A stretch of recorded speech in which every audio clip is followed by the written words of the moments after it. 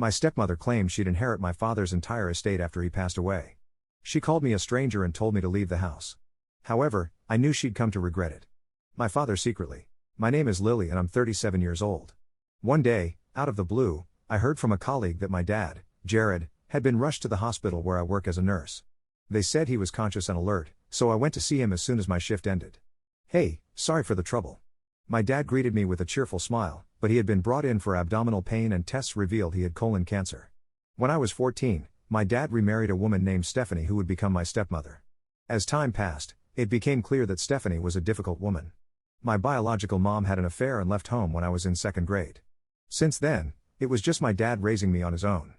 But when I got to 8th grade, he introduced me to a woman. That woman was Stephanie, my stepmother. She was 10 years younger than my dad and only 13 years older than me. In the throes of adolescence, I was a bit unsure about having a new mom, but Stephanie felt more like an older sister than a mother, so we quickly became friends. Soon after marrying my dad, Stephanie found out she was pregnant. I had always dreamed of having siblings, so I was overjoyed, jumping around like a little kid. But Stephanie, who had been so kind, changed dramatically the moment she found out she was pregnant. "I have terrible morning sickness, so I can't do the housework," she said, leaving it all to me. Even after her morning sickness phase was over, Stephanie continued to neglect housework, claiming she felt unwell, and frequently went out with friends. Sometimes she even came home smelling like cigarettes. What on earth is she doing while pregnant? I wondered even as a middle school student. And when she reached her final trimester, things got even worse. "My belly's in the way," she'd say, spending her time at home either sleeping or eating. She'd apologize saying, "Sorry for leaving everything to you, Lily, but it was all talk and no action. I thought if you're going to apologize, do it right." When my little brother was born, I thought I'd have more free time since I'd have less housework to do. I felt a bit relieved, but I soon realized how naive I was. Stephanie, my stepmom, went back to her parents' home 3 hours away for about 3 months after giving birth to my brother Alex. She said she didn't want to be a burden on us. During that time, Dad made a suggestion. "How about we get a housekeeper while Stephanie is away? What do you think?" I was thrilled by the unexpected proposal. For those 3 months with a housekeeper, I'd be studying in my room and the delicious smell of food would waft in. I felt enveloped in happiness. Even when I came home after hanging out with friends, a tasty meal was ready. I thought, so this is what life is like for a typical middle schooler. But when Stephanie returned after her 3-month stay with Alex, she didn't lift a finger around the house. "I just had a baby. You can't expect me to do housework. You have the time. You do it," she said. So I had no choice but to sacrifice my study time for chores. I suggested to Stephanie, "If you're not feeling well or if taking care of Alex is too much, why not ask Dad or the housekeeper for help?" Her unexpected reply shocked me. "No way. I don't want to spend money on that. You can handle the chores, Lily." For the first time, I pushed back. "I'm preparing for exams, and I need all the time I can get for studying. At this rate, I won't get into the school I want." Holding back tears, I pleaded. Stephanie hugged me and said, "You're right, I'm sorry. I was so caught up in my own struggles that I didn't think about you. Please don't tell Jared. I don't want him to leave me." But I knew her apology was just lip service.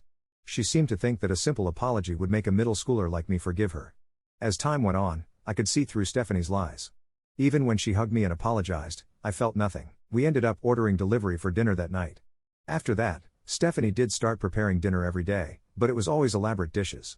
I wondered where she found the time. One day, I saw the trash can filled with containers from supermarket pre-made meals. Turns out, she was just serving pre-made or frozen meals, but Dad never checked the trash so he had no clue. In any case, I was able to focus on my studies and got into the high school I wanted. One day, after I'd settled into high school life, Dad asked me to go shopping with him before my part-time job. The moment we arrived at the mall and sat down in a cafe, Dad asked me, "How have things been with Stephanie lately?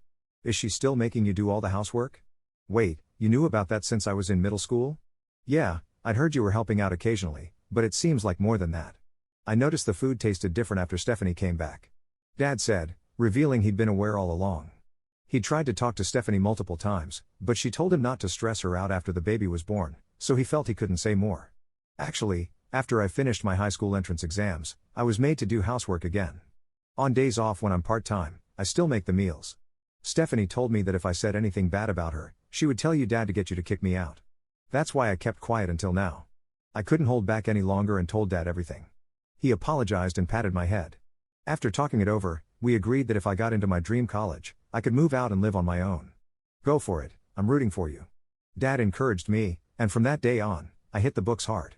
When I told Stephanie about the college I was applying to, she opposed it as expected, but Dad smoothed things over. Still, Stephanie seemed to think she'd be in trouble without her free housekeeper, so she started using my 3-year-old brother Alex to disrupt my studies. It was already 10 p.m. and Alex was still awake. "Sister, let's play." Alex ran toward me with a toy in hand as I got home from my part-time job. "I need to eat and then study, Alex." "Go to bed," I told him as I picked him up. "No, Mom said to play with sister," he cried, and this became a daily routine with Dad calming him down despite Stephanie's various attempts to sabotage me. I managed to get into an out-of-state college with Dad's support and moved to a new place. I heard that things got a bit worse for Dad at home, but he continued to live with Stephanie and Alex, who was still too young to be left alone with her. Later, I fulfilled my childhood dream of becoming a nurse, got married, had a child, and returned to work, leading a fulfilling life. That's when Dad was brought in, diagnosed with terminal cancer and given 6 months to live. Stephanie and Alex come to visit me one day a week. Stephanie and Alex, who hadn't seen me in 19 years and seemed to have forgotten all about me, openly badmouthed Dad during their weekly visits. I had considered saying hello after all these years, but was glad I hadn't. I waited for a time when they weren't around and visited Dad's room with my son. "I'm so happy to see my grandson's face every day," Dad often said. He fought his illness for a year and finally passed away peacefully. I headed to my childhood home to prepare for the funeral. The house had been fully renovated since Dad's hospitalization. It looked nothing like the home I remembered. There was no trace of my room left. Stephanie greeted me at the entrance and bombarded me with questions, seemingly unaware that we'd been crossing paths at the hospital every week. The funeral went smoothly, and I was left alone to sort through Dad's belongings.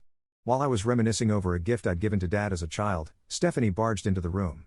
"What are you rummaging through? Don't touch anything valuable." "Excuse me?"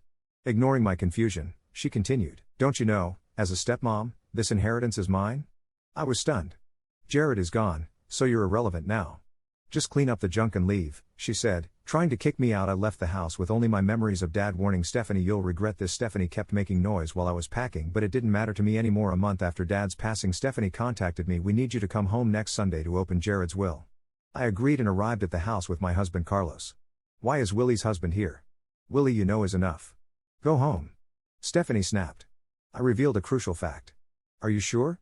We can't proceed with the will unless Carlos is here." "What are you talking about?" Stephanie was about to turn Carlos away when she noticed the shiny badge on his chest. Her eyes widened in disbelief. "Wait, you're not going to tell me this guy is a lawyer, are you?" "Exactly, Carlos is the one who contacted you about the will." "So can we come in now?" Reluctantly, Stephanie led us into my father's room. Carlos set up his laptop and said, "This will was legally drafted at your request.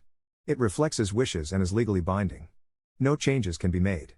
He then played a DVD that showed my dad stating that all his assets would go to me, his biological child. Stephanie and Alex erupted in anger. "This isn't some fake will you two cooked up, is it? You must have forced him to say that. This is invalid." Just then, my dad's voice continued on the DVD. "Stephanie, you've been drugging my food and giving me baths, haven't you? I have no reason to leave anything to you. Also, Alex is not my son. I won't leave my assets to someone with no blood relation. Therefore, everything goes to Lily." The video stopped. Stephanie yelled, "I'll sue you for this ridiculous lie." I then presented evidence I had gathered at the hospital.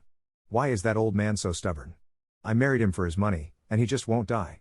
Normally with that many sleeping pills he should have drowned in the bathtub." "Mom, don't say that out loud. My real dad is putting up with you just for the money. Your real dad and I lived together for 3 months after you were born. Jared and the little girl never knew that." This conversation played from a voice recorder. Both were flustered and tried to make excuses. This was just a rehearsal for a play. "A play? A family drama? You're clearly doing this with malicious intent. You recorded us? That's illegal." I then revealed something Stephanie had overlooked. "You said it right in front of me, in the hospital cafeteria. There were no other visitors there." "Well, I'm a nurse at that hospital. You expose your own crimes without even realizing it." Stephanie was speechless. As for Alex, he had borrowed money from shady people, thinking he'd inherit a fortune and bought a luxury car. So I decided to let Dad listen to a conversation I had secretly recorded at the hospital. When he heard it, he looked sad and said, "I thought so." After I left home for college, Stephanie stopped doing any housework and started treating Dad poorly. But he said he was putting up with it for Alex's sake. By the time Alex reached 4th grade, he started avoiding Dad, saying things like, "Dad, you're annoying and don't talk to me." Fed up with his life, when Alex turned 18, Dad finally confronted Stephanie about getting a divorce. Stephanie retorted, who would want to leave his inheritance to them and was looking for a way out. Then, Alex had a severe accident in college and needed a blood transfusion. When they went to the hospital, They found out Dad's blood type didn't match. Suspicious, Dad had a DNA test done and found out they weren't related. After serving Stephanie with divorce papers, Dad noticed he often felt drowsy after meals. Considering all this, he reached out to Carlos to draft a will. I decided to add insult to injury. Oh, by the way, this house is under both Dad and Stephanie's names, right? I have no stake in it anymore, so good luck with the payments. Stephanie clung to me, saying, "Can't you at least split the mortgage money with me?" Why would I? I'm ashamed I ever thought of you as a good sister. Then lend me some money. Interest free, of course. Alex chimed in, "Me too. Sis, lend me some money, interest free." It's the first time you've called me sis, Alex. I was happy to have a brother, but I have no money to lend someone who isn't my sibling, or to a woman who dumped all the housework on me as a teenager. We'll be leaving now. I don't expect to have any further contact with you. Goodbye. I grabbed Carlos' arm and left the house. I later heard from relatives that the two couldn't pay for the house and had to sell it, moving into a cramped apartment. Apparently no buyer showed up, and a relative bought it at a rock-bottom price. Alex quit college just 6 months before graduating, and is working day and night to pay off debts he borrowed from shady people. He had to give up his luxury car, of course.